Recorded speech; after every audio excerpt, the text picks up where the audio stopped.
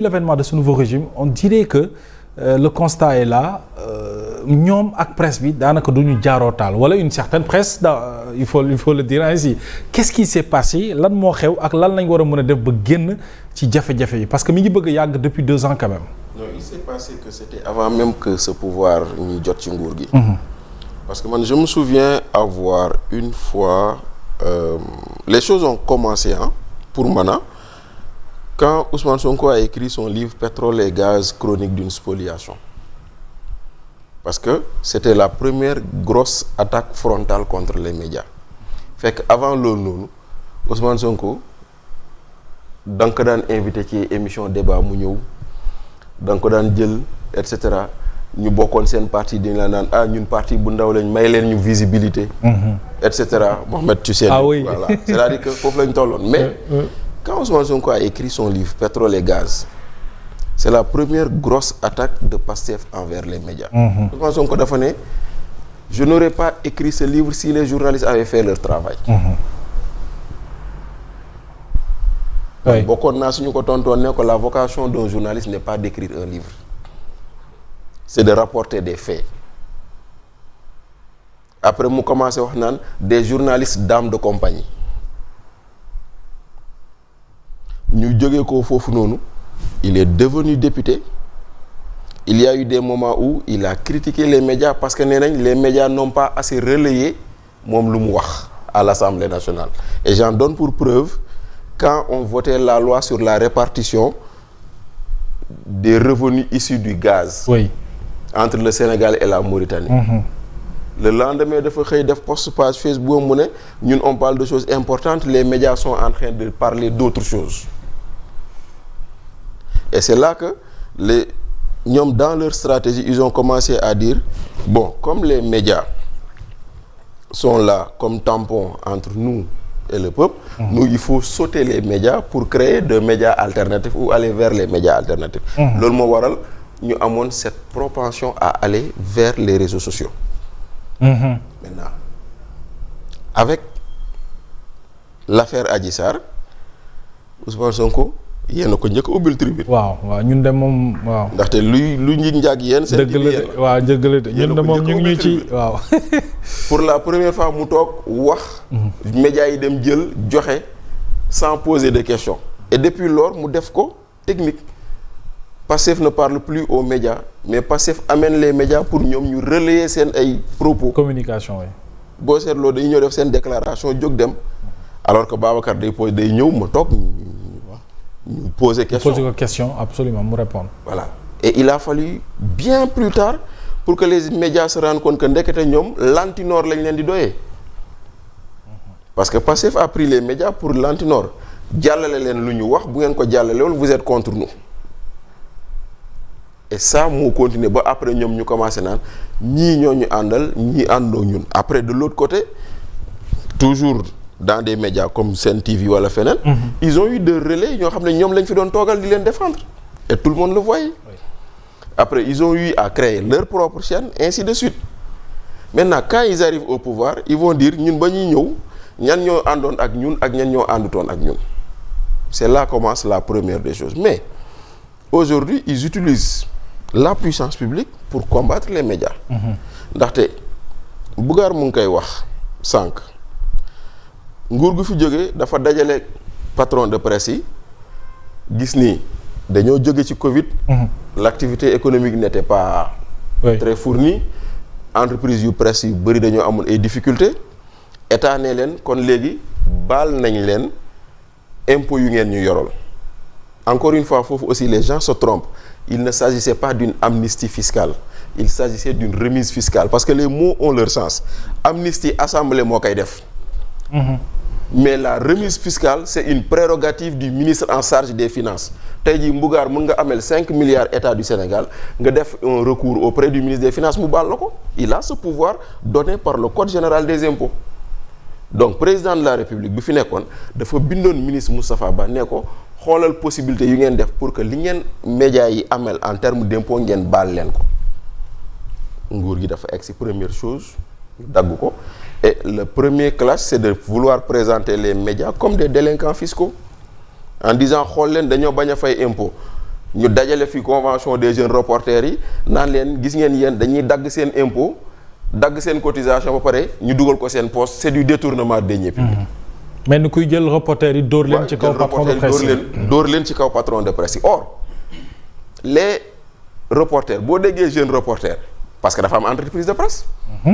sans entreprise de presse y a pas de reporter absolument. léegi nag bu weer deewee question logique Mbougar weer bi dee ma war a fay samay salaire ñu ne ma sur chaque salaire je dois payer des impôts est-ce que tu vas me dire est-ce que je dois te dire Mbougar xoolal comme amaguma lu ma fayee impôt damay téye sa salaire ba keroog may am lu ma fayee impôt non logique et bon sens tu vas dire je paye le salaire Mbougar net et man ma deseeg impôt. Absolument. mais maintenant après est-ce que pour autant le patron de presse dafa dagg impôt travailleur bi ba pare dugal ko ci poche am contexte bi tax na munu koo fay mu nangu amal fisc plutôt que amal travailleur bi nga xam ne liggéeyal na ko ba weer de donc ça muy benn. beneen bi président de la république bi fi jógee mayoon na médias yi les redevances qu'ils doivent payer pour TDS ñu def ko de moitié nguur gi ñëw delloowaat ko fu mu nekkoon. ñetteel bi ñu toog gis circulaire premier ministre defe naa mai 2017 la mu ne tous les contrats publicitaires nañ ko dagg ba ñu daggee contrat yi la médias yi jotoon a def comme prestation kenn fayu leen ko benn te bañ ko daggee ba léegi gisoo kenn ku ñemee signer contrat publicitaire ñeenteel bi ñu xëy ministre de la communication indi plateforme en totale violation du code de la presse pour nous dire maintenant on doit dire qui doit émettre qui ne doit pas émettre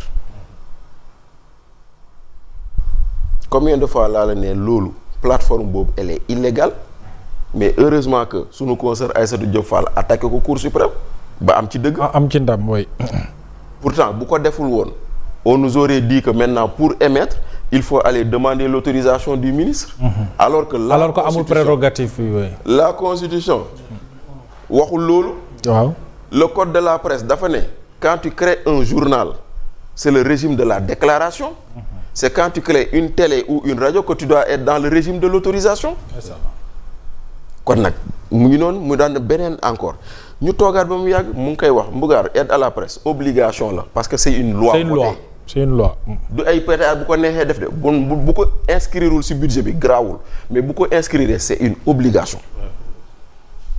Maintenant pourquoi on donne l'aide à la presse parce que c'est l'État qui doit donner l'info au public mais État mënul jox ñëpp info ñu nangu keneen ñëw créer société am di produire de l'information léegi au nom de la nécessité de service public ñu ne xaaral ñu xool lu ñu ko jàppale.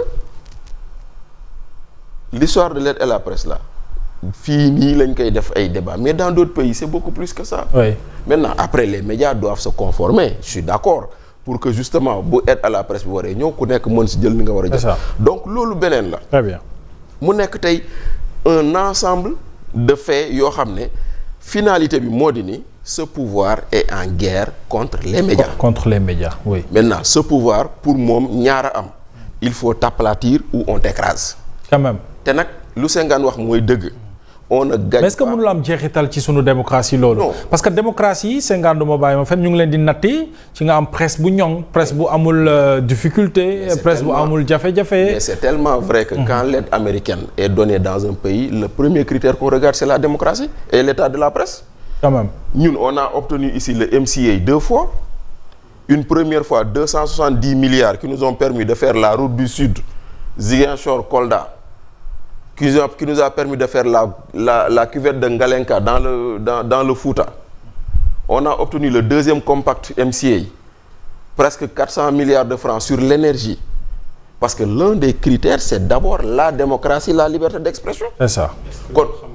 kon nag ku yaakaar ni démocratie amul njëriñ tey jii loolu dafa bokk ci critères yoo xam ne investisseur day tax mu dugal xaalisam ci c'est ça ñu mais loolu xanaa kon moo tax nag loolu c'est élémentaire loolu war nañ ko xam xanaa non mais attends xam nga nag ay daggkatu juuti lañ amoon nag ñoo xam ne mosuñu am secrétaire malheureusement boo leen joxee xëy na am na loo xam ne comprendre luñ ko mais gis nga yooyu noonu il faut ñu leen koy fàttali ñu xam ni ça fait partie des choses et des critères qui font que un pays devient attractif. C'est important. très bien man tukki naa dem naa Guinée je discutais avec des gens qui nous disent mais vous au Sénégal vous êtes fort parce que ce que vous osez dire nous on n'ose pas le dire te pourtant ñun ñu ngi jooy démocratie bu ñoŋul. xoolal loolu. nous sommes en avant lu ñu am bu ñu ko xeeb. te ay acquis la. acquis la maintenant nag acquis yooyu noonu il faut les préserver mais nag dinaa la wax lenn. état bu mu ci mënti doon muy bu Sénégal bu France bu États-Unis quand quelqu'un arrive au pouvoir ñaari secteur la jàpp ni tant que téyewu leen il n'est pas content. mooy. justice ak presse. maintenant justement balaa may dem ci Ngaraaf très rapidement li Senghane wax dafa am solo tey li ñu gën a affaiblir bokk na ci cette division bi ñu nemmeeku au sein des médias. au sein de la presse mais loolu lan moo ko andi qu'est-ce qu'il y a même da ngay gis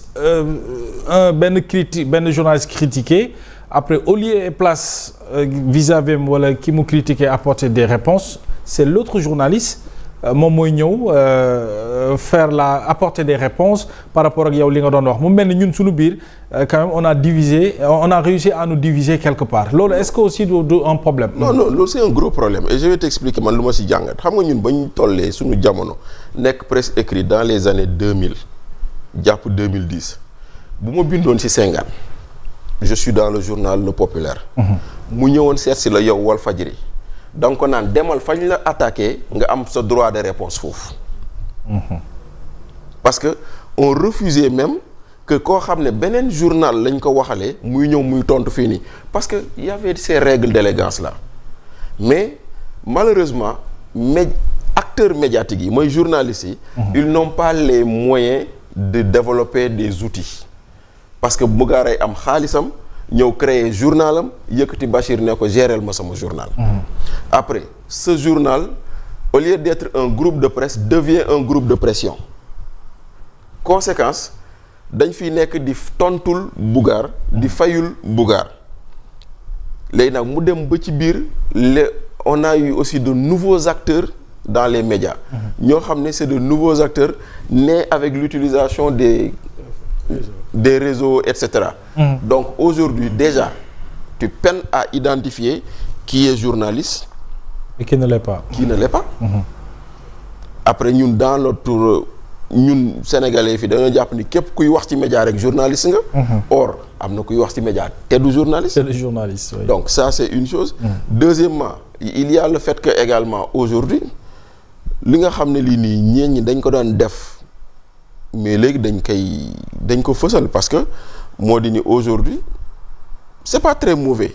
Mais malheureusement c'est pas assumé man loolu mooy sama problème.